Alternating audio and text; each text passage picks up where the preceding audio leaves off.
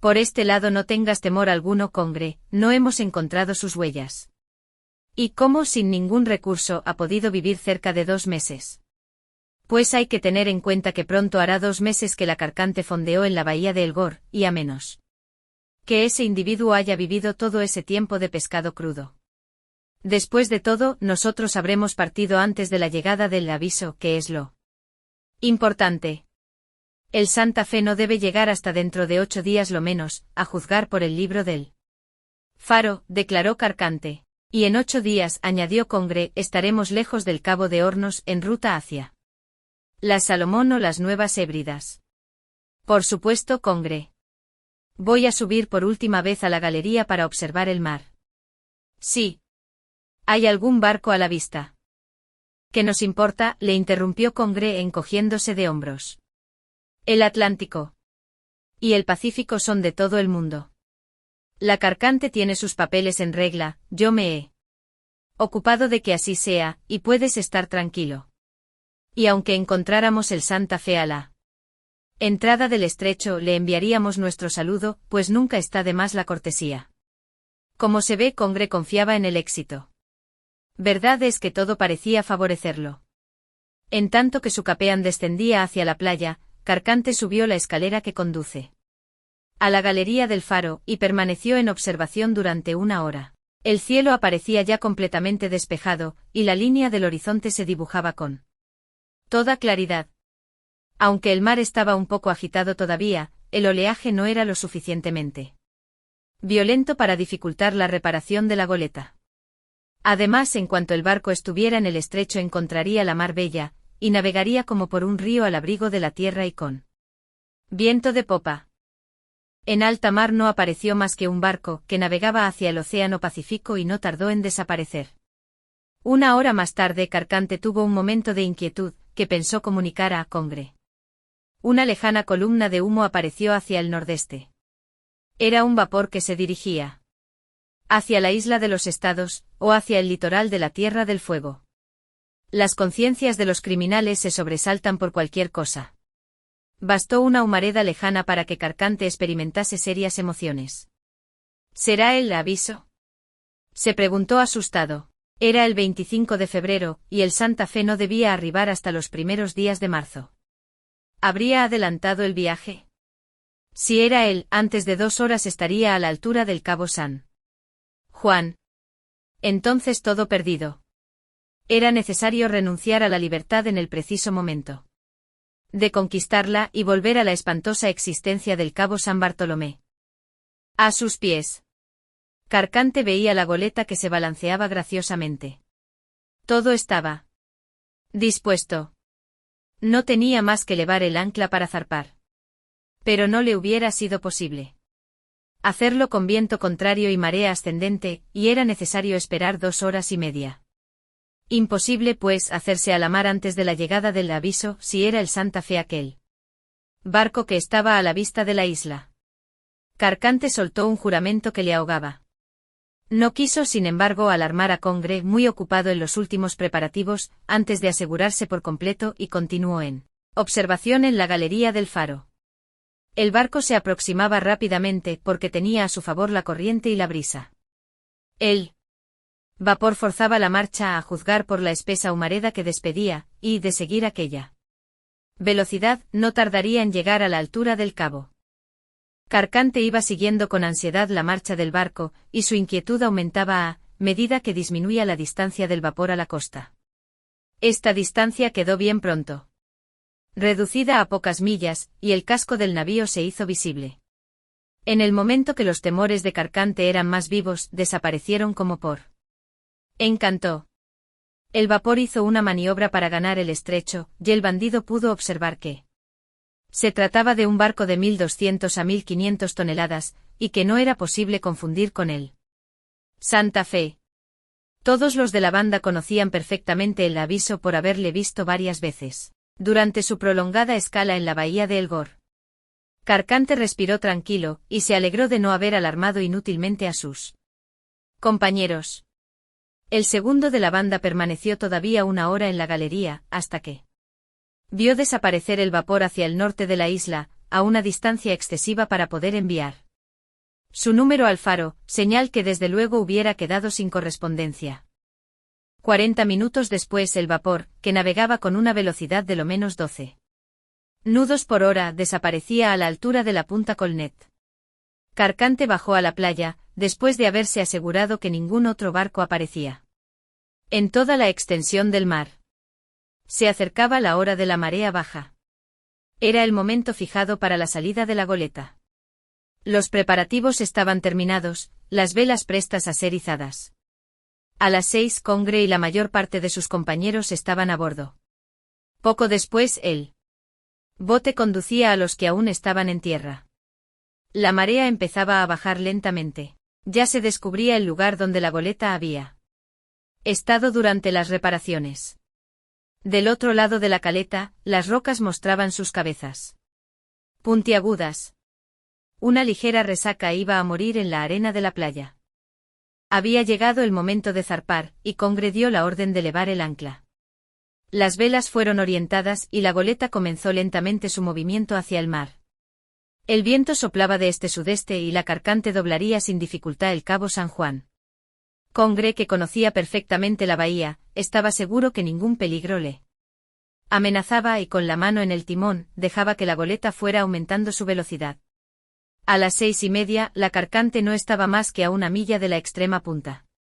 Congre veía todo el mar, hasta el límite del horizonte. El sol iba descendiendo hacia su ocaso y bien pronto las estrellas brillarían en el cenit, que se ensombrecía bajo el velo del crepúsculo. Carcante se aproximó en aquel momento a su jefe. Al fin vamos a vernos fuera de la bahía, dijo con satisfacción. Dentro de 20 minutos doblaremos el cabo San Juan, contestó Congre. La estación está ya muy avanzada, y creo que podemos contar con la persistencia de estos vientos del este. En aquel momento el hombre de guardia exclamó: «Atención a proa». «¿Qué ocurre?», preguntó Congre. Carcante acudió para ver lo que pasaba. La goleta pasaba precisamente por frente a la caverna donde la banda había vivido tan largo tiempo. En este lugar de la bahía derivaba parte de la quilla del Centuri, rechazada hacia el mar por el reflujo. Un choque hubiera podido tener lamentables consecuencias, y no había instante que perder para apartarse de este obstáculo. Congre viró ligeramente. La maniobra produjo el efecto deseado, pues apenas si la quilla de la Carcante rozó aquel pedazo del casco del Centuri. En aquel preciso momento un agudo silbido desgarró el aire, y un violento choque hizo estremecerse a la goleta, seguido inmediatamente por una detonación. Al mismo tiempo se elevó del litoral una humareda blanquecina que el aire rechazó hacia el interior de la bahía. «¿Qué es esto?», exclamó Congre. «¿Han disparado contra nosotros?», contestó Carcante.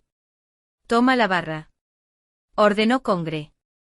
Y precipitándose a babor, se inclinó sobre la borda, advirtiendo un agujero en el casco, a medio pie de altura sobre la línea de flotación. Toda la tripulación se agrupó inmediatamente en la proa de la goleta. Era un ataque procedente de aquella parte del litoral.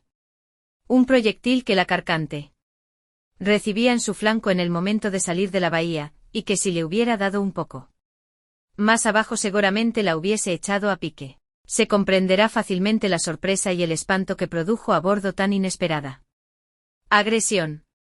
¿Qué podían hacer Congre y sus compañeros? Echar el bote al agua, remar hacia la orilla y apoderarse de los que habían disparado contra ellos. Pero, ¿no serían los enemigos superiores en número? Lo más cuerdo era alejarse a fin de reconocer la importancia de la avería. Se imponía esta determinación, tanto más que los agresores persistían. Se alzó otro fogonazo en el mismo sitio, y la goleta recibió un nuevo choque. Un segundo proyectil acababa de herirla un poco más a popa que el primero. Congre ordenó precipitadamente virar a estribor. En menos de 5 minutos empezó a alejarse de la orilla, y bien pronto estuvo fuera del alcance de la pieza de fuego. Ninguna otra detonación volvió a oírse, la orilla aparecía desierta y hasta la punta del cabo, y era de creer que el ataque no se reproduciría. Lo que más urgía era comprobar el estado del casco.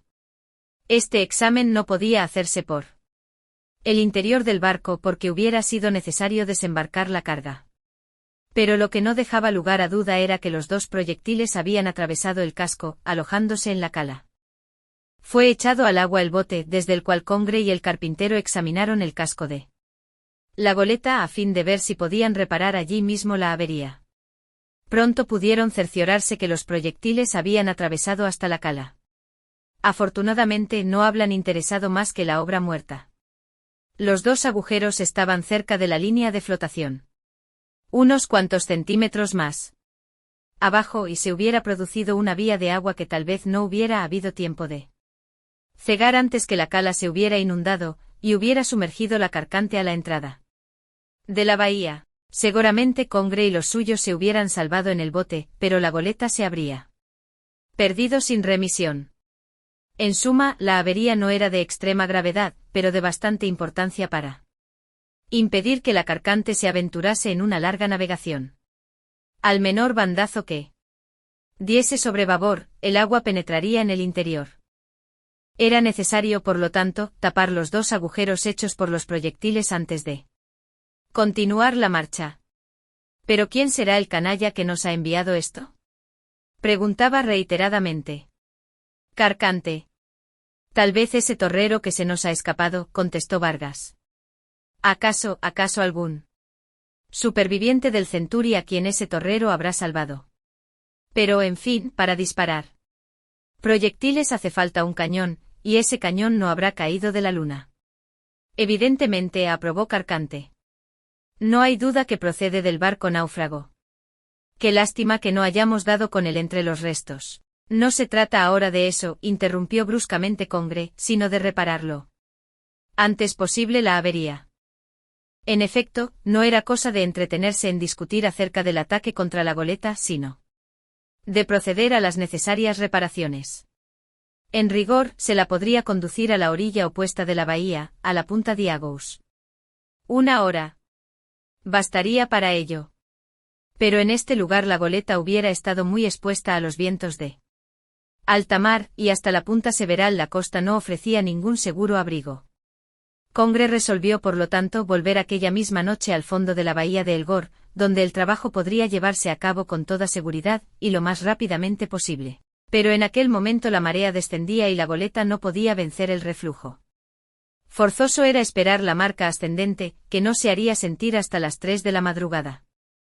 La carcante se balanceaba vivamente por la acción del oleaje, y la corriente amenazaba arrastrarla hasta la punta Several. De vez en cuando se oía el ruido del agua precipitándose por los dos agujeros que los proyectiles habían hecho en el casco. Congre no tuvo más remedio que resignarse a echar el ancla a unos cuantos cables de la punta Diagous. En resumen, la situación era poco tranquilizadora. La noche se echó encima, y bien pronto la oscuridad fue profunda. Era necesario todo el conocimiento que Congre tenía de aquellos parajes para no estrellarse contra alguno de los numerosos arrecifes que impiden el acceso a la costa. Al fin se dejó sentir la marea ascendente. El ancla fue recogida a bordo y la carcante, no sin haber corrido serios peligros, fondeó de nuevo en la caleta de la bahía de Elgor. Capítulo 5. Durante 3 días. Fácil es imaginarse a qué grado de exasperación llegarían Congre, Carcante y los otros. En el preciso momento en que iban a dejar la isla, les había detenido un obstáculo imposible de prever.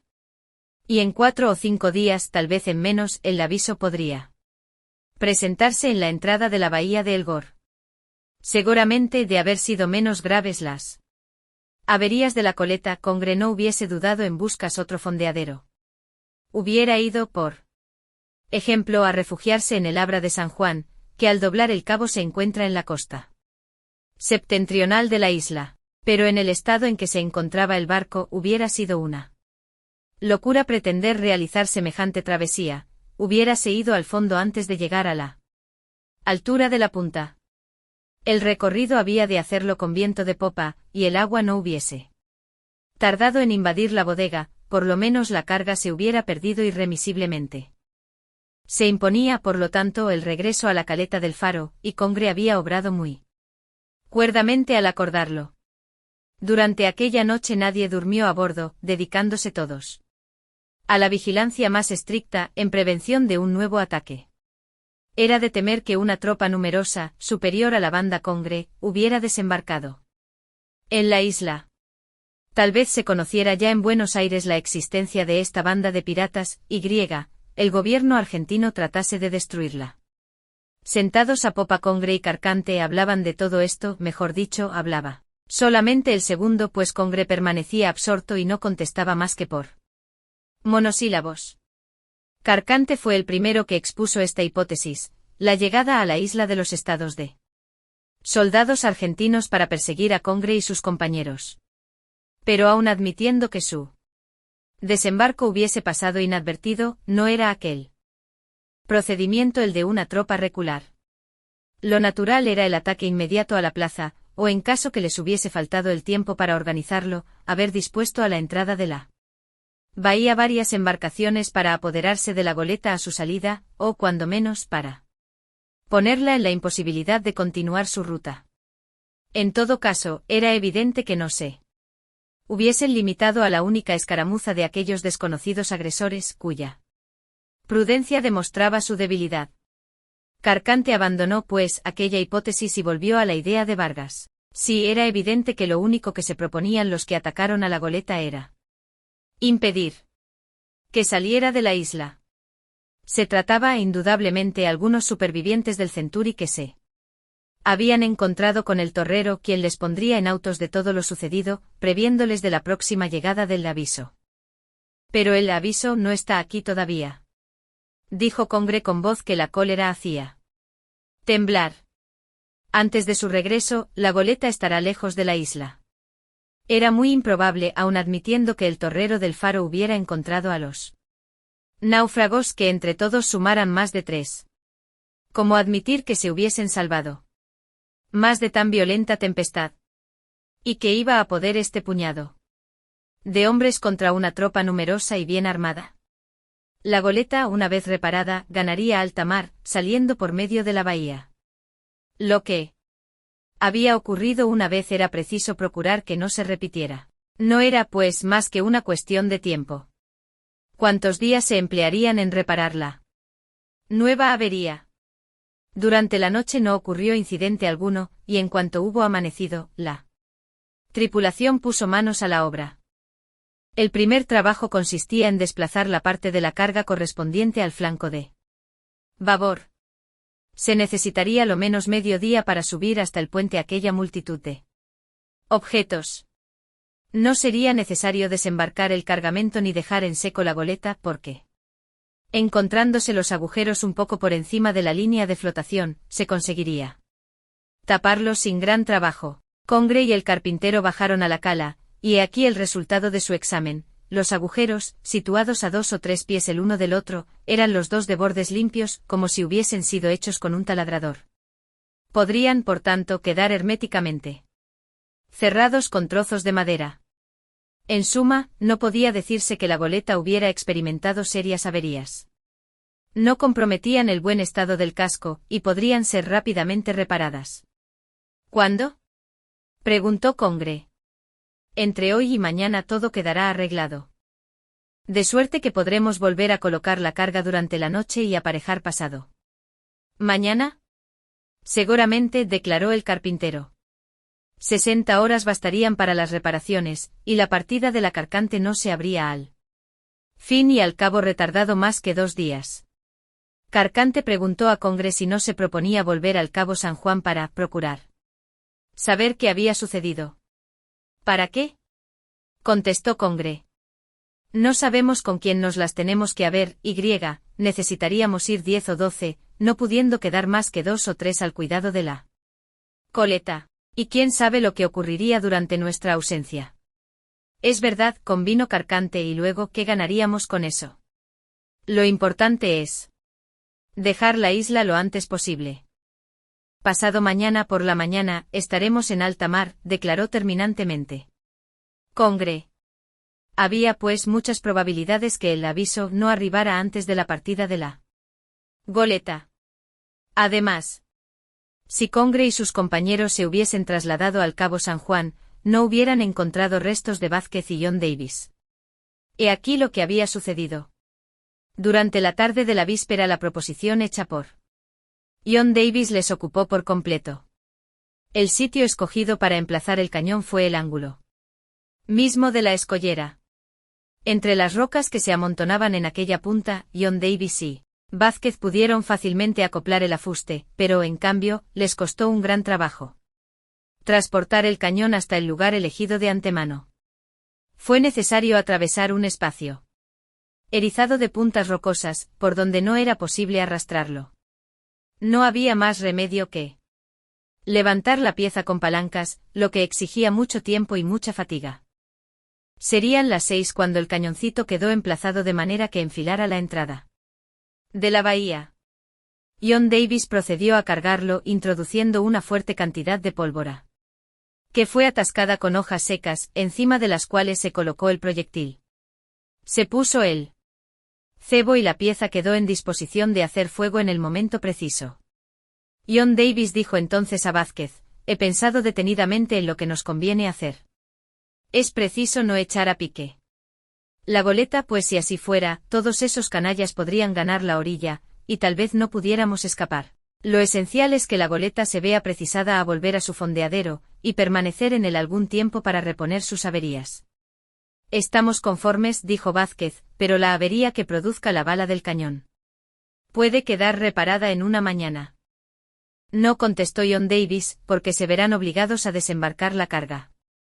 Estimo que invertirán lo menos 48 horas, y estamos a 28. Y como el aviso puede no llegar en una semana, objetó Vázquez, ¿no sería preferible tirar sobre la arboladura, mejor que sobre el casco? Evidentemente, Vázquez, una vez desamparada de su mástil de mesana o de su palo mayor, y no veo medio que pudieran reemplazarlos, la goleta quedaría retenida por largo tiempo.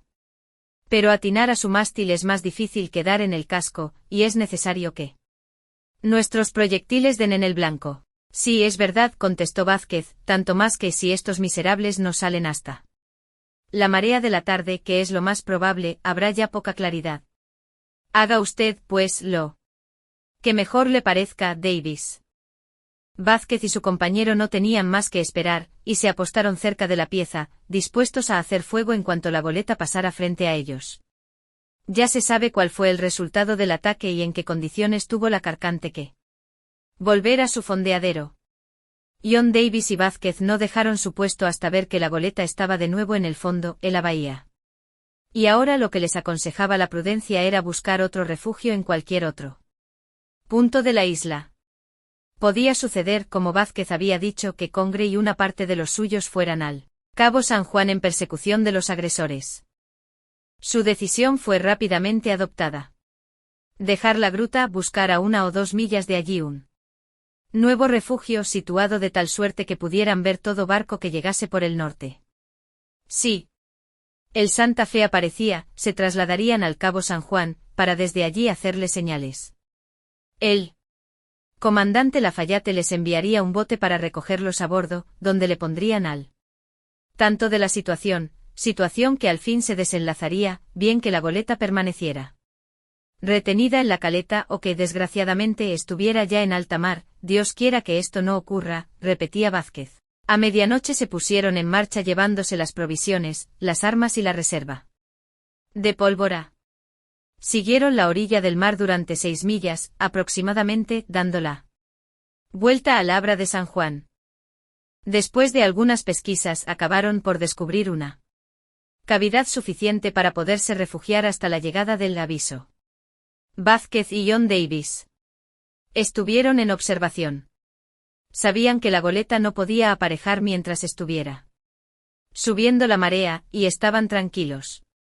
Pero con el reflujo volvía la posibilidad que los bandidos se largaran si durante la noche lograban reparar las averías.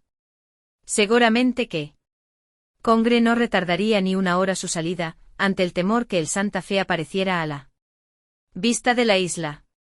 Ni uno solo de los de la banda apareció en el litoral. Ya se sabe que Congre había decidido no perder tiempo en pesquisas, que habrían resultado inútiles.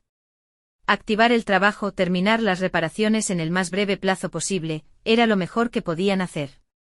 Vázquez y John Davis no observaron novedad alguna durante todo el 1 de marzo. Pero qué largo se les hacía el día. Al anochecer, después de observar la bahía y obtener la seguridad que la goleta no había levado anclas, se retiraron a su refugio en busca del reposo, que tanto necesitaban. Se levantaron al lucir el sol, y sus primeras miradas fueron hacia el horizonte. Ningún barco aparecía a la vista de la isla. El Santa Fe no se anunciaba por la columna de humo de su chimenea. ¿Estaría dispuesta la goleta para hacerse a la mar? Empezaba el reflujo y si lo aprovechaban, en una hora habrían doblado el cabo San Juan. Era inútil pensar en repetir la tentativa de la víspera, porque Congre estaba ya sobre aviso y tendría muy buen cuidado en pasar fuera del alcance de la pieza. Se comprende que de angustiosas inquietudes pasarían Vázquez y John Davis durante todo el tiempo que duró la marea.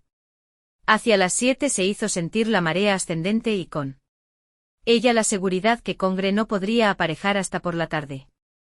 El tiempo estaba hermoso, el viento se mantenía al nordeste y en el mar no quedaban vestigios de la última tempestad. El sol brillaba entre ligeras nubes muy elevadas que la brisa no desvanecía. Un día más de incertidumbre y de alerta para Vázquez y su compañero. La banda no había dejado las inmediaciones del faro y no era probable que ninguno de los piratas se alejase de allí en todo el día. Esto prueba que esos canallas se afanan en la tarea, dijo Vázquez. Si se dan prisa, contestó John Davis. Dentro de poco las averías producidas por los proyectiles quedarán reparadas y nada les detendrá. Y tal vez esta misma noche.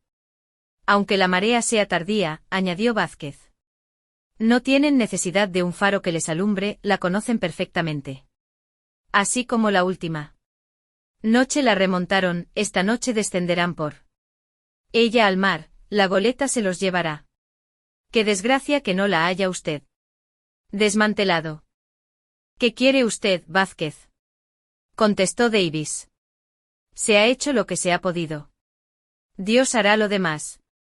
Nosotros le ayudaremos, dijo entre dientes Vázquez, que parecía haber tomado de pronto una enérgica resolución. John Davis permanecía pensativo, iba y venía por la playa, la vista fija en el norte. Nada en el horizonte barra inversa. Nada. Se detuvo bruscamente y acercándose a su compañero, le dijo, ¿y si fuéramos a ver lo que pasa en el faro? ¿Al fondo de la bahía, Davis? Sí, reconoceremos si la goleta está en disposición de hacerse a la mar, y que habremos adelantado con eso. Saber, Vázquez. Exclamó John Davis. Me muero de impaciencia. No puedo. Más. Es más fuerte que yo. Y verdaderamente se veía que el segundo del Century no era dueño de sí. ¿Cuánto hay de aquí al faro? Preguntó Davis. 3 millas, todo lo más, pasando por las colinas y yendo en línea recta hacia la bahía. Pues bien, yo iré, Vázquez. Partiré a las 4. Llegaré antes de las 6 y me deslizaré hasta donde pueda. Aunque haya amanecido no me descubrirán, y yo podré observar. Hubiera sido inútil tratar de disuadir a John Davis. Vázquez ni siquiera lo intentó cuando su compañero dijo, usted se quedará aquí vigilando el mar. Iré solo y estaré de vuelta antes de anochecer, contestó como hombre que tiene su plan, le acompañaré a usted, Davis. Yo también quiero dar una vuelta por el faro. Estaba decidido y así se haría. Durante las horas que faltaban para ponerse barra diagonal en camino, Vázquez dejó a su compañero en la playa y se aisló en la cavidad que les había servido de refugio, entregándose a una misteriosa tarea.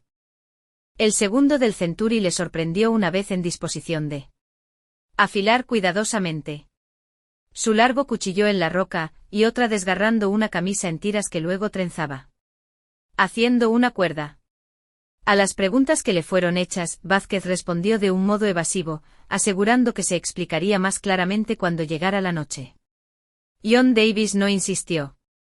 A las 4 de la madrugada, después de comer un poco de galleta y un trozo de carne fiambre, los dos, armados de sus revólveres, se pusieron en marcha, escalando sin grandes dificultades las crestas de las colinas. Ante ellos se extendía una extensa llanura árida. Ni un solo árbol se divisaba en todo el alcance de la vista. Algunas aves de mar, chillonas y ensordecedoras, volaban por bandadas en dirección sur. La ruta que habían de seguir para llegar al fondo de la bahía de El Gor estaba perfectamente indicada. Allí, dijo Vázquez. Y con la mano señaló el faro que se alzaba a menos de 2 millas. Marchemos, respondió John Davis. Los dos caminaban con paso rápido. Las precauciones no eran necesarias hasta que estuviesen cerca de la caleta. Al cabo de media hora de marcha se detuvieron anhelantes, pero no sentían la fatiga. Quedaba todavía una media milla que franquear. La prudencia era ya necesaria en prevención de que Congre o alguno de sus hombres estuviese en observación desde el faro. A esta distancia podían ya ser advertidos. Como la atmósfera estaba diáfana, la galería era perfectamente visible. No había nadie en ella en aquel momento, pero acaso Carcante o algún otro se encontraran en la cámara de cuarto, desde donde por las estrechas ventanas, orientadas a todos los puntos cardinales, la mirada podía observar la isla en una vasta extensión. John Davis y Vázquez se deslizaron entre las rocas esparcidas por doquier en un desorden caótico.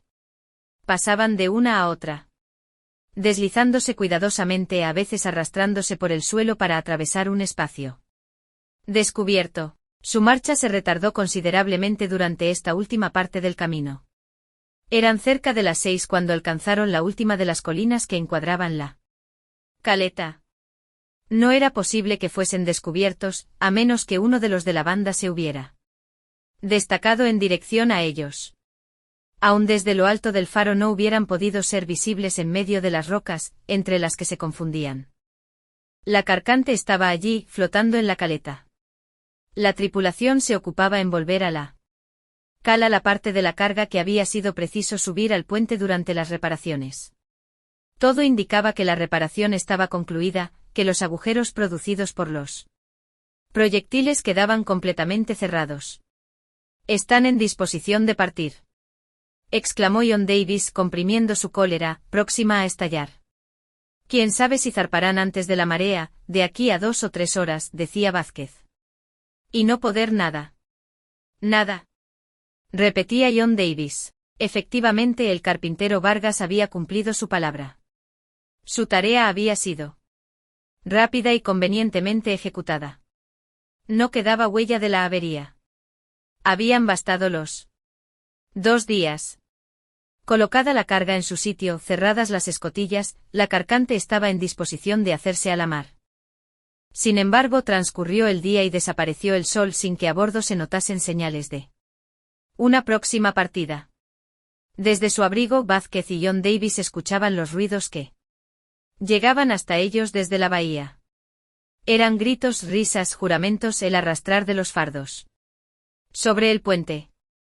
A eso de las 10 oyeron distintamente el ruido de una escotilla que se cerraba. Luego el más completo silencio. Davis y Vázquez sintieron que se les oprimía el corazón. Sin duda, terminado el trabajo, había llegado el momento de partir. Pero no, la goleta continuaba balanceándose en la caleta, sujeta a su ancla, que no había sido elevada del fondo de la bahía. Pasó 1 hora. El segundo del Centuri tomó la mano de Vázquez, diciendo: «La marea vuelve a subir. No partirán. Hoy no, pero, ¿y mañana?» «Ni mañana, ni nunca», afirmó Vázquez. «Venga usted», añadió, saliendo de la concavidad donde estaban emboscados. Davis, muy intrigado, siguió a Vázquez, que avanzaba prudentemente hacia la playa. En pocos minutos estuvieron al pie del faro. Una vez allí, Vázquez, después de una ligera pesquisa, desplazó una roca, que hizo girar sin gran esfuerzo. «Métase usted ahí dentro», dijo a Davis, designándole el hueco que había quedado al descubierto. «Este es un escondrijo que por casualidad descubrí cuando estaba en el faro. Estaba lejos de sospechar que podía serme útil. No es una caverna, es un agujero en el que apenas podremos estar los dos, pero pasarán 1000 veces a nuestro lado sin sospechar que la casa está habitada». Davis se deslizó en la cavidad, donde inmediatamente entró Vázquez. Apretados el uno contra el otro hasta el punto de no poderse mover, hablaban a media voz. He aquí mi plan, dijo Vázquez. Usted me esperará aquí. ¿Esperarle a usted? Sí, voy a la goleta. ¿A la goleta? Dio Davis estupefacto. He resuelto que los bandidos no salgan de la bahía, declaró Vázquez con firmeza. Y sacó del bolsillo 2 paquetes y un cuchillo. Este es un cartucho que he confeccionado con nuestra pólvora y un trozo de camisa. Con otro pedazo de tela y el resto de la pólvora he fabricado esta mecha. Voy a ponerlo todo encima de mi cabeza para ganar a nado la goleta. Con el cuchillo haré un agujero bajo la bóveda. En este agujero colocaré la carga de pólvora, y una vez encendida la mecha, volveré a tierra. Tal es mi proyecto que por nada del mundo dejaré de poner en práctica. Es maravilloso, exclamó John Davis entusiasmado. Pero no permitiré que corra usted solo tan gran peligro. Le acompañaré a usted. ¿Para qué? Replicó Vázquez. Un hombre solo pasa más inadvertido, y para lo que quiero hacer, uno basta. Davis creyó que debía insistir, pero Vázquez se mantuvo inflexible. La idea era suya, y a él le competía ponerla en ejecución. Davis no tuvo más remedio que ceder ante la firme resolución de su compañero. De noche cerrada, Vázquez, después de despojarse de sus vestidos, salió del escondrijo y fue bajando la colina. Una vez en el mar, se echó al agua y nadó con brazo vigoroso hacia la goleta, que se balanceaba muellemente a un cable de la orilla. A medida que se aproximaba, la masa del barco se hacía más negra y más imponente. Bien pronto advirtió el nadador la silueta del hombre de guardia. Sentado en la borda, con las piernas pendientes hacia el agua, el marinero silbaba una canción, cuyas notas se oían distintamente en el silencio de la noche. Vázquez describió una curva y se aproximó a la popa del barco, ocultándose en la sombra. El timón se dibujaba por encima de él, y con sobrehumanos esfuerzos logró gatear hasta la parte superior, colocándose a horcajadas. De esta suerte, con sus 2 manos libres, pudo asir el saco que llevaba en la cabeza, y, manteniéndolo entre los dientes, explorar su contenido. Sacando el cuchillo, se puso inmediatamente a la tarea. Poco a poco el agujero practicado en el codaste iba siendo más ancho y más profundo. Después de 1 hora de trabajo, la hoja del cuchillo salió por la parte opuesta. En este agujero metió Vázquez el cartucho que llevaba preparado, y le adaptó la mecha, buscando luego su mechero en el fondo del saco. En aquel momento aflojó un instante las piernas, y sintió que se deslizaba. Aquello era el irremediable fracaso de su tentativa. Si se le mojaba la mecha, tenía que renunciar a hacer fuego. En el involuntario movimiento que hizo para mantenerse en equilibrio, el barco osciló y el cuchillo cayó al agua produciendo un ligero ruido. La canción del hombre de a bordo había cesado bruscamente. Vázquez le oyó marchar por el puente e inclinarse hacia el agua. Su sombra se dibujó en la superficie del mar. El marinero buscaba, sin duda, la causa del ruido insólito que había atraído su atención. Permaneció largo tiempo en esta actitud, en tanto que Vázquez, las piernas agarrotadas, las uñas crispadas sobre la resbaladiza madera, sentía que le iba faltando la fuerza. Tranquilizado por el silencio, el marinero se alejó hacia la proa, reanudando su interrumpida canción. Vázquez sacó del saco el mechero y batió el pedernal dándole golpecitos con el eslabón. Se desprendieron ligeras chispas y la mecha comenzó a chisporrotear. Rápidamente se deslizó a lo largo del timón y, entrando de nuevo en el agua, se dirigió a la orilla a grandes brazadas silenciosas. En el escondrijo donde se había quedado solo, el tiempo se le hacía eterno a John Davis. Transcurrió media hora, 3/4, 1 hora. Davis, no pudiendo dominar su impaciencia, se deslizó fuera del agujero, mirando ansiosamente hacia el mar. ¿Qué le ocurriría a Vázquez? ¿Habría fracasado su tentativa? De todos modos, no debía haber sido descubierto, puesto que continuaba reinando el silencio más absoluto. De pronto, repercutida por el eco de la colina, estalló una explosión sorda, seguida de un Clamoreo de lamentaciones y de gritos. Momentos después, un hombre completamente mojado llegaba a todo correr y empujando a Davis, se deslizaba junto a él en el escondrijo haciendo girar el bloque que disimulaba la entrada. Casi al mismo tiempo, un pelotón de hombres pasó gritando. Sus gruesos zapatones, golpeando en las piedras, no lograban apagar sus voces. «Es nuestro», decía uno de ellos. «Le he visto como te estoy viendo a ti», añadió otro. «Iba solo». «Seguramente que no está a 100 metros de nosotros». «Ah, canalla. Ya te cazaremos». El ruido se fue extinguiendo con la distancia. ¿Está hecho?, preguntó Davis en voz baja. Sí, contestó Vázquez. ¿Y cree usted que ha conseguido su propósito? Espero que sí. Al lucir el alba, el martilleo de a bordo hizo desaparecer las dudas. Puesto que se trabajaba en la goleta es que tenía averías, y que la tentativa de Vázquez había tenido éxito.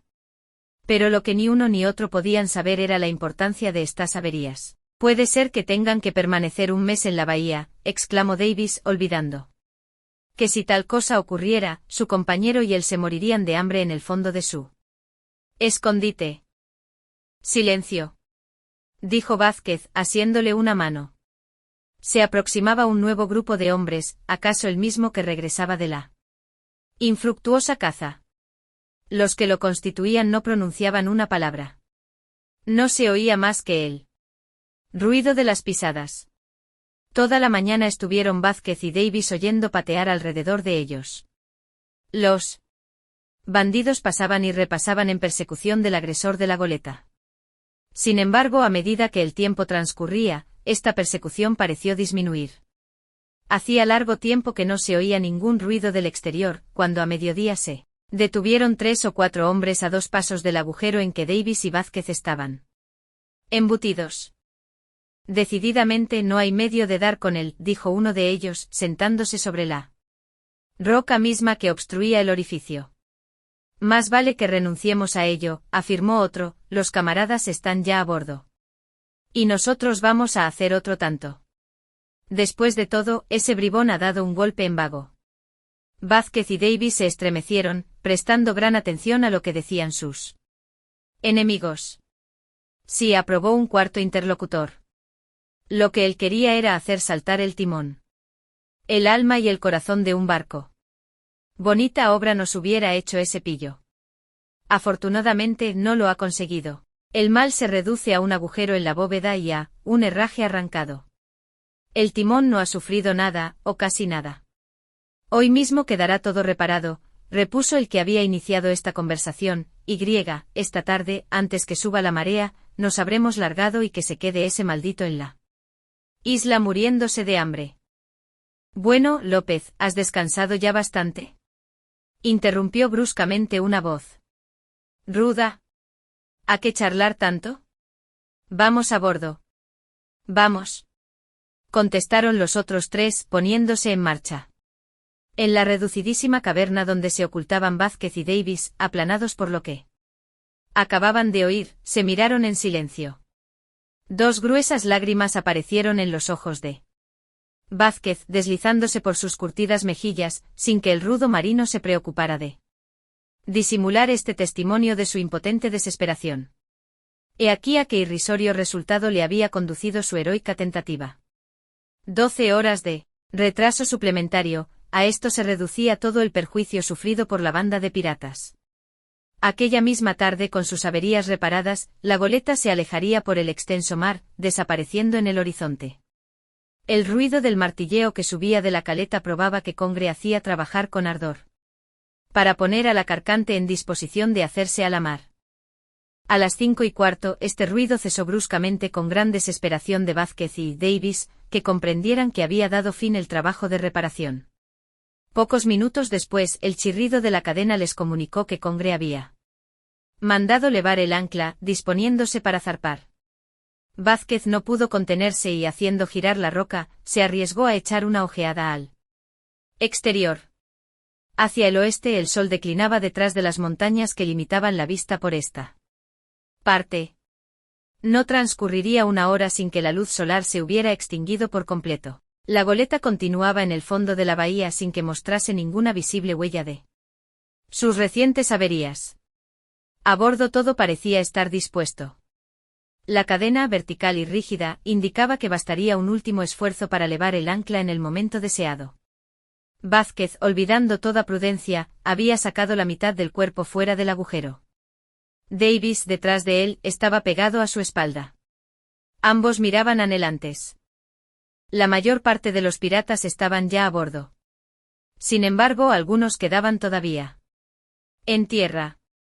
Entre estos, Vázquez reconoció perfectamente a Congre, que se paseaba con Carcante.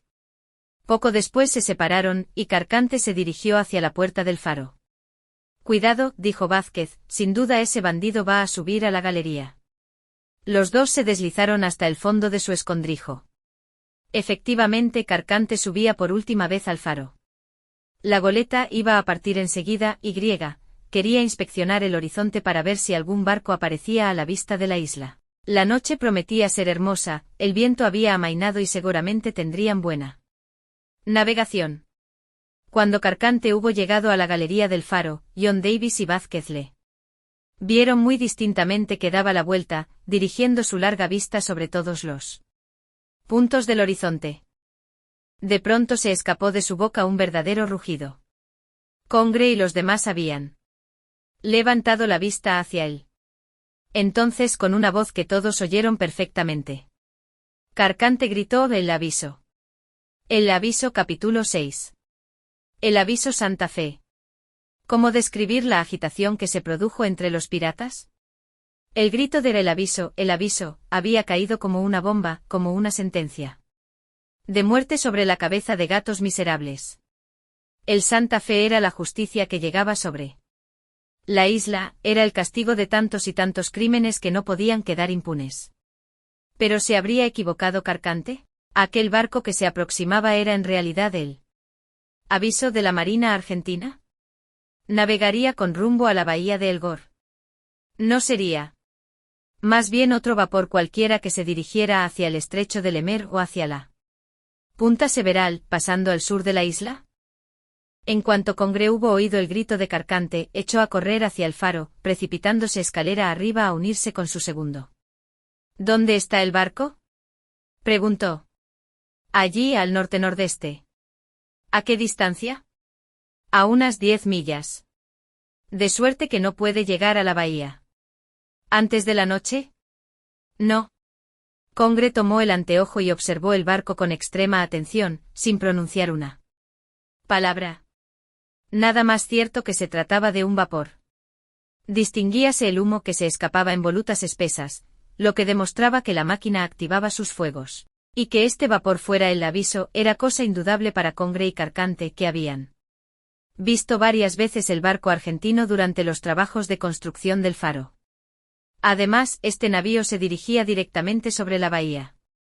Si la intención de su capitán hubiera sido dar en el estrecho de Lemer, hubiera puesto la proa más al oeste y más al sur si su intención era pasar a la altura de la Punta Several. Sí, dijo al fin Congre. Es el aviso. Maldita suerte que nos ha retenido aquí tanto tiempo, exclamó Carcante. Sin la intervención de esos pillos que por 2 veces nos han retardado, ya estaríamos en pleno Pacífico. Bueno, la situación no se arregla con palabras, dijo Congre. Es necesario adoptar una resolución. ¿Cuál? ¿Zarpar cuándo? Inmediatamente. Pero antes que estemos lejos, el aviso estará en la entrada de la bahía. Sí, pero no podrá entrar. ¿Y por qué? Porque como no verá la luz del faro, no se arriesgará hacia la caleta en medio de la oscuridad. Estas atinadas consideraciones que Congre hacía, se les ocurrían también a Vázquez y Davis. No podían salir de su agujero porque se arriesgaban a ser vistos desde lo alto de la galería. En su estrecho escondrijo participaban del modo de pensar del jefe de los piratas. El faro debía ya lucir, puesto que el sol acababa de desaparecer. Aunque conociera la situación de la isla, lo natural era que el comandante Lafayette no se decidiera a continuar su ruta en medio de la oscuridad. No pudiendo explicarse esta extinción, lo lógico era que no entrara en la bahía hasta el amanecer. Verdad es que había entrado ya 10 veces en aquel fondeadero, pero siempre de día y no teniendo el faro para indicarle la ruta, no se aventuraría seguramente por entre los peligrosos arrecifes. Además, el comandante del aviso pensaría que la isla era teatro de graves acontecimientos, puesto que los torreros no estaban en su puesto. Pero si el comandante no ha divisado la isla, observó Vázquez, si continúa marchando con la esperanza de descubrir la luz del faro, no podrá ocurrirle lo que al Centuri. No corre el peligro de perderse contra las rocas del Cabo San Juan. John Davis no contestó más que por un gesto evasivo. La eventualidad de la que hablaba Vázquez podía muy bien producirse. Desde luego el viento no soplaba furioso para colocar al Santa Fe en la situación del Centuri, pero, no obstante, estaba en lo posible y aún en lo probable que le ocurriera algún grave accidente. Corramos al litoral, dijo Vázquez. En 2 horas podemos llegar a la punta del cabo y encender fuego para señalar la costa. No, contestó Davis, sería demasiado tarde. Tal vez antes de 1 hora el aviso estará a la entrada de la bahía. ¿Qué hacer entonces? Esperar. Eran más de las 6 y el crepúsculo empezaba a envolver la isla. Sin embargo, los preparativos de salida se hacían con la mayor actividad a bordo de la Carcante. Congre quería zarpar a toda costa. Devorado por la inquietud, había resuelto dejar inmediatamente el fondeadero. Si lo demoraba hasta la marea del siguiente día, se exponía a encontrar el aviso, y el comandante Lafayette no la dejaría pasar sin interrogar al capitán de la goleta. Seguramente querría saber por qué el faro no había sido encendido. La presencia de la Carcante le parecería, con sobrada razón, sospechosa. Cuando la goleta se hubiera detenido, iría a bordo, inspeccionarla la tripulación, y solamente la facha de sus hombres sería lo bastante para concebir las más legítimas sospechas, que obligarían al barco a virar en redondo y a seguirle hasta la caleta para tercer torrero del faro, Congre, y ampliar su información. Y cuando el comandante del Santa Fe no encontrase los 3 torreros, no podría explicar su ausencia más que por un atentado. Y no creería que los autores de este crimen era precisamente la gente del navío que trataba de escapar. Por último, tal vez se produjera otra complicación. Así como los piratas habían divisado al Santa Fe a la vista de la isla, pudiera suceder que lo hubieran descubierto los que por 2 veces atacaron la Carcante cuando se disponía a lanzarse a la mar. Si los incógnitos enemigos habían seguido todos los movimientos del aviso, se presentarían al llegar el barco a la caleta, y si, como era de suponer, se encontraba entre ellos el tercer torrero del faro, Congre, y los suyos no escaparían, seguramente, al castigo de sus crímenes.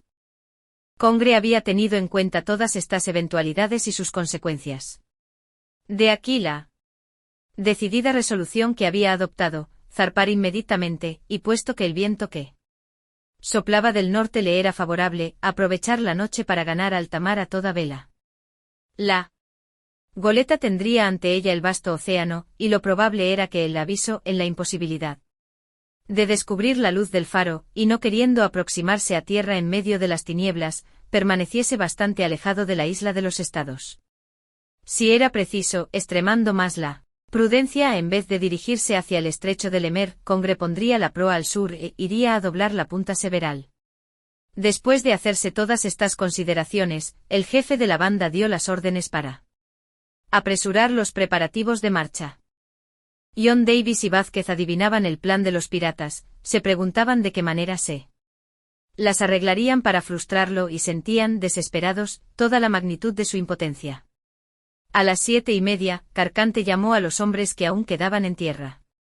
En cuanto la tripulación estuvo a bordo, se izó el bote y Congre ordenó levar el ancla.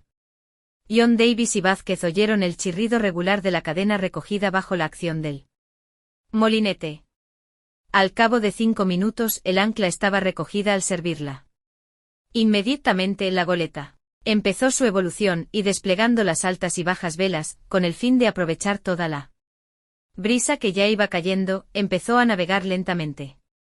Bien pronto la navegación se le hizo muy difícil. La mar estaba baja, la corriente no le favorecía y en estas condiciones poco podían avanzar en las 2 horas que faltaban para la marea ascendente. Poniendo las cosas muy favorablemente, podía asegurarse que no estaría a la altura del Cabo San Juan antes de medianoche. Sin embargo, poco importaba que así fuera. Desde el momento que el Santa Fe no entraba en la bahía de El Gor, Congre no arriesgaba un encuentro con el aviso. Aunque tuviese que esperar la marea siguiente, al amanecer estaría bien lejos de la isla. La tripulación se esforzaba en apresurar la marcha de la Carcante.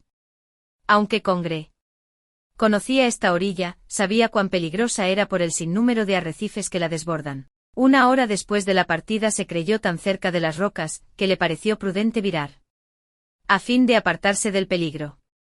No sin trabajo podría ejecutarse este cambio de amarras con aquella brisa que caía más y más con la noche. Sin embargo, la maniobra era urgente y todos se pusieron presurosos a la faena. Pero a falta de velocidad, la goleta no consiguió orzar, y continuó derivando hacia la costa. Congre comprendió el peligro. No le quedaba más que un recurso: echaron el bote al agua, se embarcaron en él 6 hombres, y a fuerza de remos lograron hacer evolucionar la goleta, que tomó las amuras a estribor. 1/4 de hora después pudo navegar en su primitiva dirección, sin temor de ser arrojada contra los arrecifes del sur. Desgraciadamente no se sentía un soplo de viento, las velas batían contra los mástiles. El bote hubiera intentado en vano remolcar la Carcante hasta la entrada de la bahía. Todo lo más que podía conseguirse era resistir la marea ascendente que empezaba a hacerse sentir. Congre no iba a tener más remedio que fondear en aquel sitio a menos de 2 millas de distancia de la caleta. Después que la Carcante hubo zarpado, John Davis y Vázquez descendieron hasta la orilla del mar, siguiendo anhelosos todos los movimientos de la goleta. Habiendo caído completamente la brisa, comprendieron que Congre no tendría más remedio que mantenerse al pairo en espera del próximo reflujo. Pero tendría tiempo de ganar la salida de la bahía antes de amanecer, quedándole grandes probabilidades de partir sin ser advertido. No partirá. Le tenemos atrapado, exclamó de pronto Vázquez. ¿Y cómo?, preguntó Davis. Venga usted. Vázquez arrastró rápidamente a su compañero en la dirección del faro. Era de parecer que el Santa Fe debía de cruzar ya delante de la isla.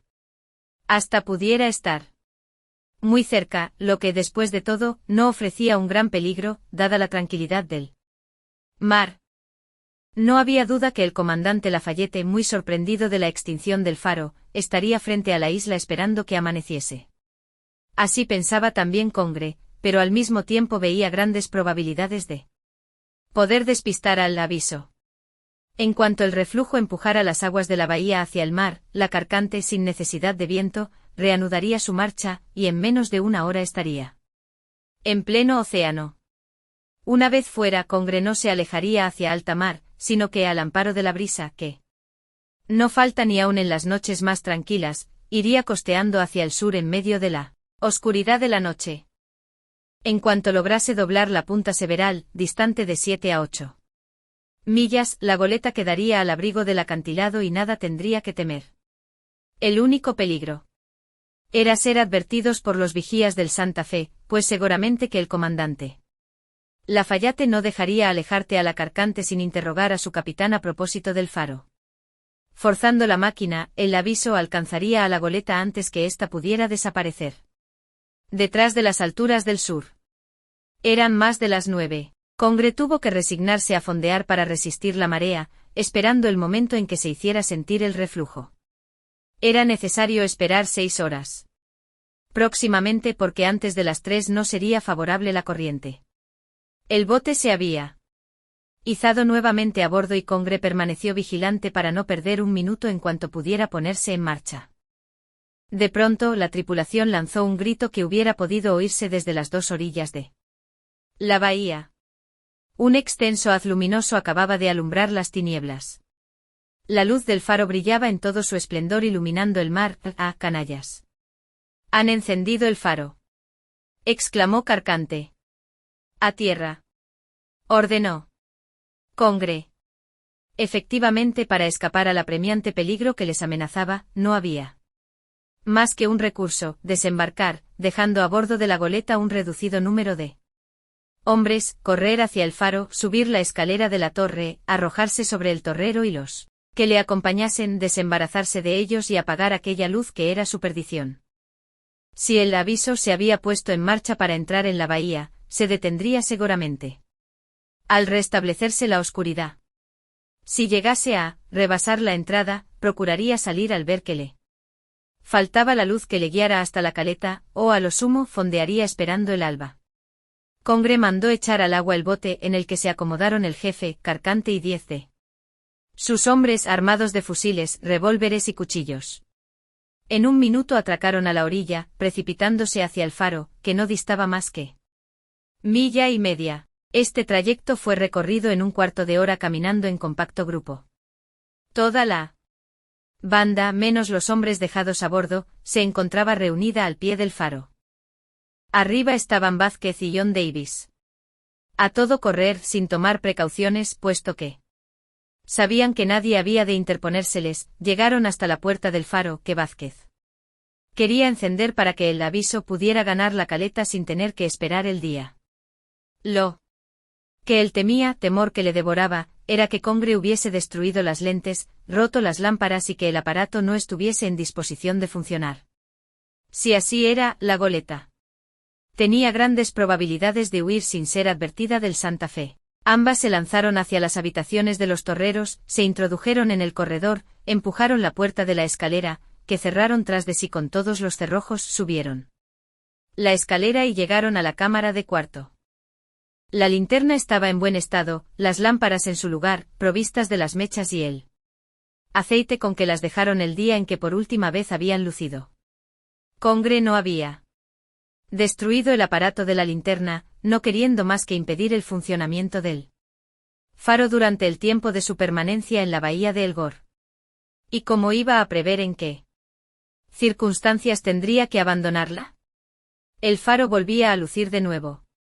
El aviso podía, sin riesgo, entrar en su antiguo fondeadero. Golpes violentos resonaron al pie de la torre. La banda entera trataba de forzar la puerta para subir a la galería y apagar el faro. Todos arriesgaban su vida por retardar la llegada del Santa Fe. No habían encontrado a nadie ni a la entrada ni en las habitaciones de los torreros. Los que estaban en la cámara de cuarto no podían ser muchos y se les podría reducir fácilmente. Los matarían a todos, y el faro no proyectaría más en la noche sus temibles rayos. Sabido es que la puerta que daba acceso a la escalera estaba recubierta con una gruesa capa de hierro. Era imposible quebrantar los cerrojos, imposible también hacerla saltar a golpes de hacha. Carcante, que quiso hacerlo, comprendió bien pronto lo estéril de su intento. Después de inútiles esfuerzos fue a unirse con Congre y otros que se habían quedado fuera. ¿Qué hacer? ¿Habla algún medio de elevarse por el exterior hasta la linterna del faro? Si este recurso no existía, la banda tendría que huir hacia el interior de la isla para evitar caer en manos del comandante Lafayette y de su tripulación. En cuanto a regresar a bordo de la goleta, ¿para qué? Además, el tiempo faltaba. No había dudas que el aviso estaría ya en marcha hacia la caleta.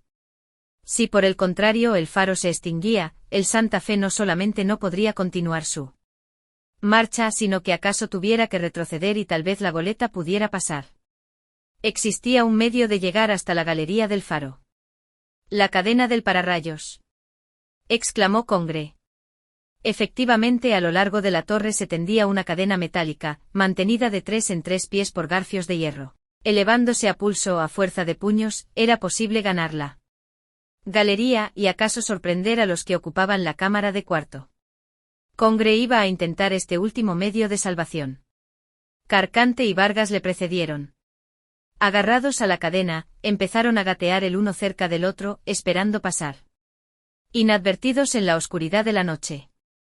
Sus manos alcanzaban ya los barrotes de la galería, y solo les faltaba escalarla para estar en la cámara del cuarto.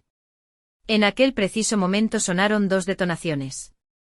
John Davis y Vázquez, que estaban a la defensiva, habían disparado sus revólveres. Los 2 malvados cayeron heridos por las certeras balas. Entonces se oyeron distintamente los silbidos del aviso que llegaba a la caleta y los agudos mugidos que lanzaba la sirena del vapor a través del espacio. Ya no era tiempo de huir. En pocos minutos el Santa Fe fondearía frente al faro. Congre y sus compañeros, comprendiendo que era ya inútil toda tentativa, se precipitaron al exterior, huyendo tierra adentro. Un cuarto de hora después, en el momento en que el comandante Lafayette echaba el ancla, la reconquistada chalupa de los torreros atracaba al costado del navío de guerra en unos cuantos golpes de remo. John Davis y Vázquez estaban a bordo del aviso. El desenlace. El aviso Santa Fe había salido de Buenos Aires el 19 de febrero, llevando a bordo el relevo del faro de la isla de los Estados. Favorecida por el viento y el mar, la travesía fue muy rápida. La gran tempestad, que duró casi 8 días, no se había extendido más allá del Estrecho de Magallanes. El comandante Lafayette no había sentido sus efectos, llegando a su destino con algunos días de anticipación.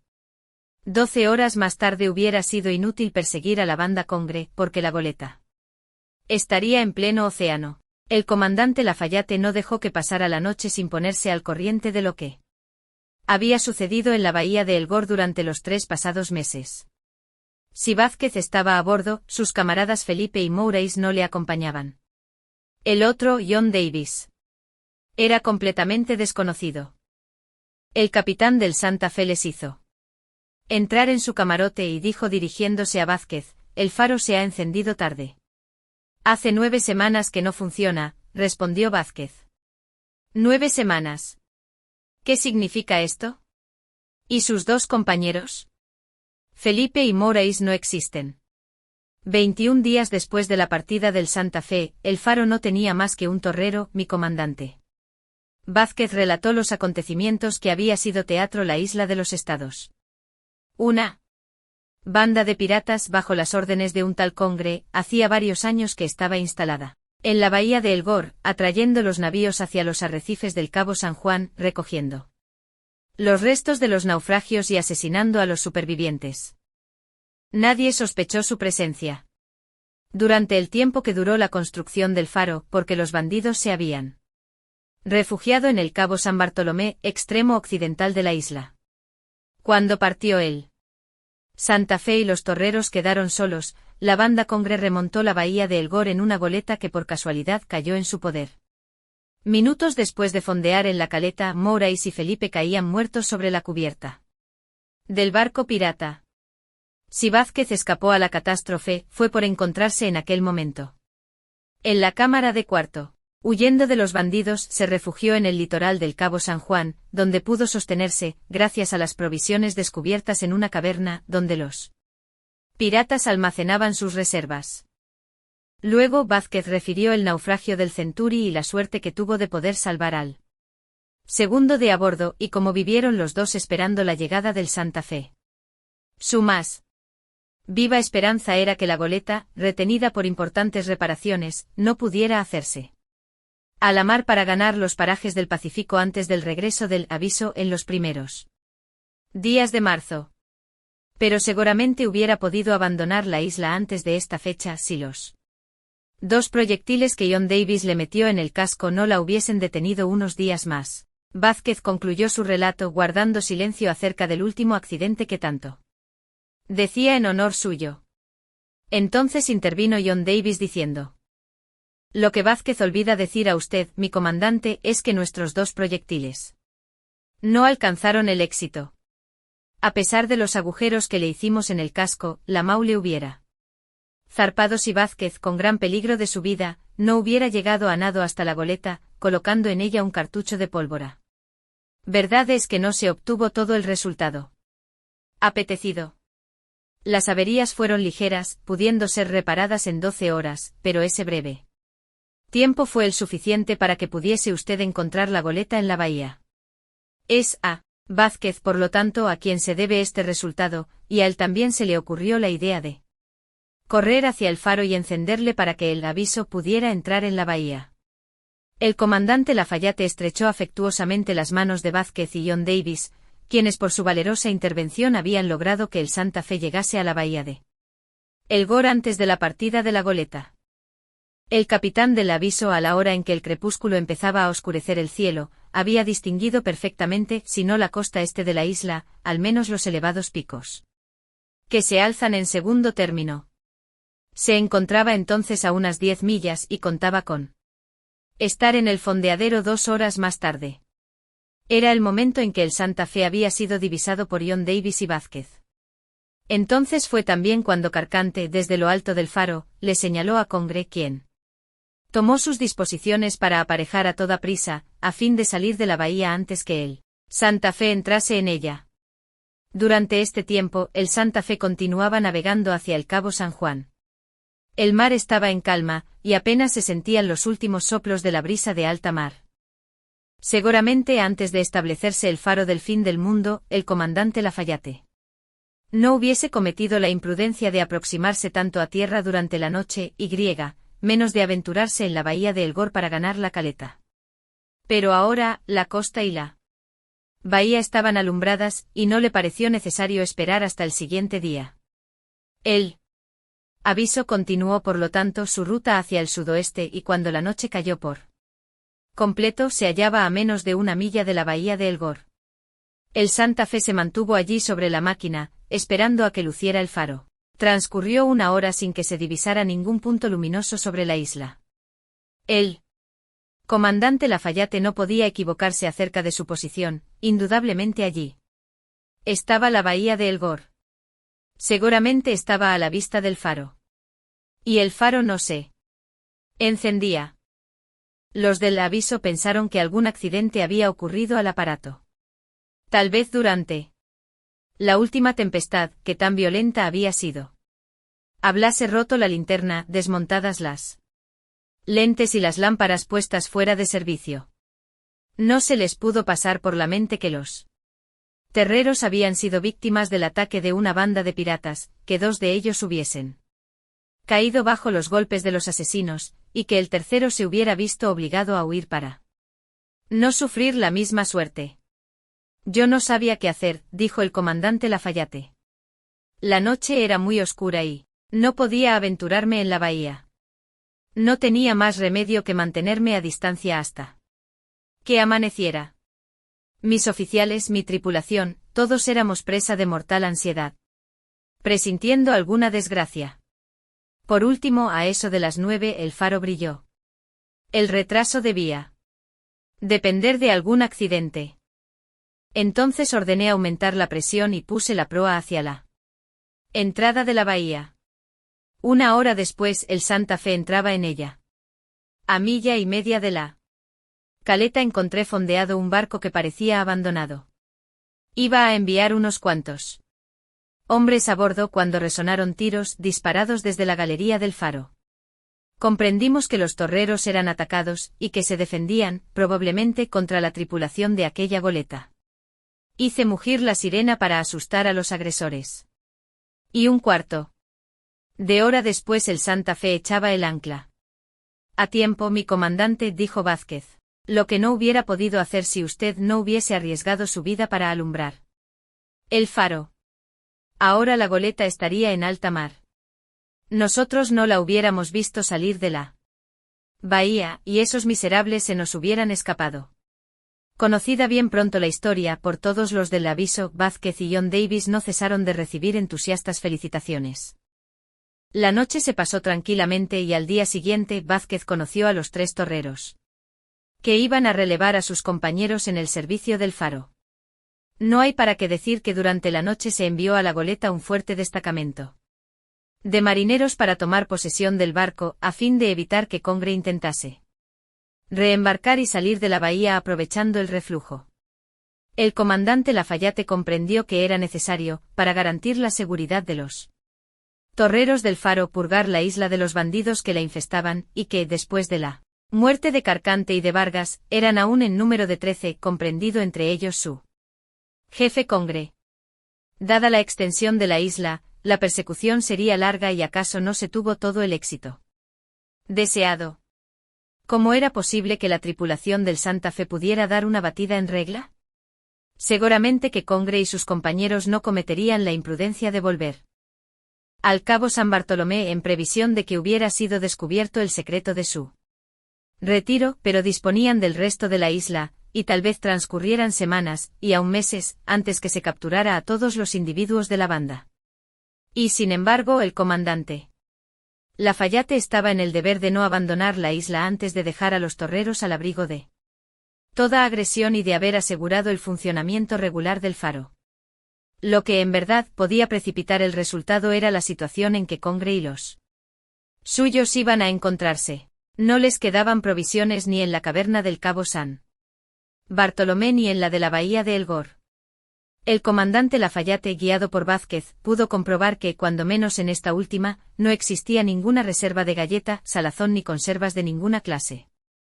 Todo lo que quedaba de víveres había sido transportado a bordo de la goleta, que fue conducida a la caleta por los marineros del Aviso. La caverna no conservaba más que restos de naufragios, telas, vestidos, utensilios, que también fueron transportados a los almacenes del faro. Aun admitiendo que Congre fuese durante la noche a registrar su antiguo alojamiento, era seguro que nada había de encontrar provechoso para su subsistencia en la isla. Tampoco debían disponer de armas de caza, dada la cantidad de fusiles y municiones encontrados a bordo de la Carcante. Se verían forzados, por lo tanto, a no alimentarse más que de la pesca, y en tales condiciones no tardarían en rendirse o en morirse de hambre. Empezaron inmediatamente las pesquisas. Destacamentos de marineros, a las órdenes de un oficial o de un contramaestre, se dirigieron, los unos hacia el interior de la isla y el resto hacia el litoral. El comandante Lafayette se trasladó al cabo San Bartolomé, donde no encontró vestigio alguno de la banda. Transcurrieron varios días sin descubrir la presencia de ningún pirata, cuando en la mañana del 10 de marzo llegaron al faro 7 miserables pescadores extenuados por el hambre. Recibidos a bordo del Santa Fe, donde se les dio alimento, quedaron bajo guardia, en la imposibilidad de huir. 4 días después el segundo Riegal, que visitaba la costa meridional en los alrededores del cabo Webster, descubría 5 cadáveres, entre los cuales Vázquez pudo reconocer a 2 de los chilenos de la banda. Los restos que se encontraron en sus inmediaciones atestiguaban que habían tratado de alimentarse de pescados y de crustáceos, pero por ninguna parte se descubrían carbones ni cenizas, siendo evidente que no se habían podido procurar lumbre. En fin, en la tarde del siguiente día, un poco antes de ponerse el sol, un hombre apareció en medio de las rocas que bordean la caleta, a menos de 500 metros del faro. Estaba casi en el mismo sitio desde donde Vázquez y John Davis habían estado en observación la víspera de la llegada del aviso. Este hombre era Congre. Vázquez, que se paseaba con los nuevos torreros, le reconoció enseguida y exclamó: «Allí está. Allí está». Al oír este grito, acudió el comandante Lafayette con su segundo. John Davis y algunos marineros se habían lanzado en su persecución, y todos pudieron ver la silueta de aquel jefe, único superviviente de la banda que mandaba. ¿Qué venía a hacer en aquel lugar? ¿Por qué se mostraba tan sin reserva? ¿Era su intención rendirse? No debía forjarse ilusiones sobre la suerte que le esperaba. Sería conducido a Buenos Aires, donde pagaría con su cabeza toda una existencia de robos y de crímenes. Congre permanecía inmóvil sobre la roca más elevada, contra la cual rompía el mar dulcemente. Sus miradas recorrían la caleta. Cerca del aviso pudo ver aquella goleta que la suerte le había enviado tan oportunamente al cabo San Bartolomé y que un azar contrario se la había arrebatado. ¿Qué de pensamientos debían amontonarse en aquel cerebro? ¿Qué de amarguras? De no haber llegado el Santa Fe, ya estaría en pleno Pacífico, donde le hubiera sido más fácil sustraerse a todas las persecuciones y asegurar su impunidad. Se comprende el interés que el comandante Lafayette tenía en apoderarse de Congre.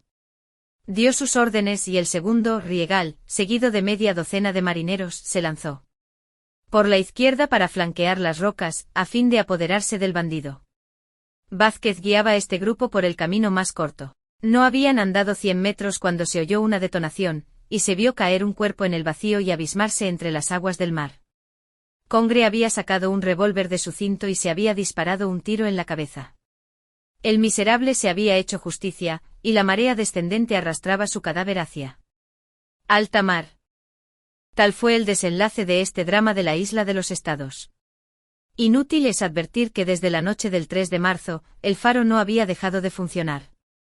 Los nuevos torreros fueron puestos al corriente del servicio por el valeroso Vázquez. Ya no quedaba ni un solo hombre de la banda de piratas.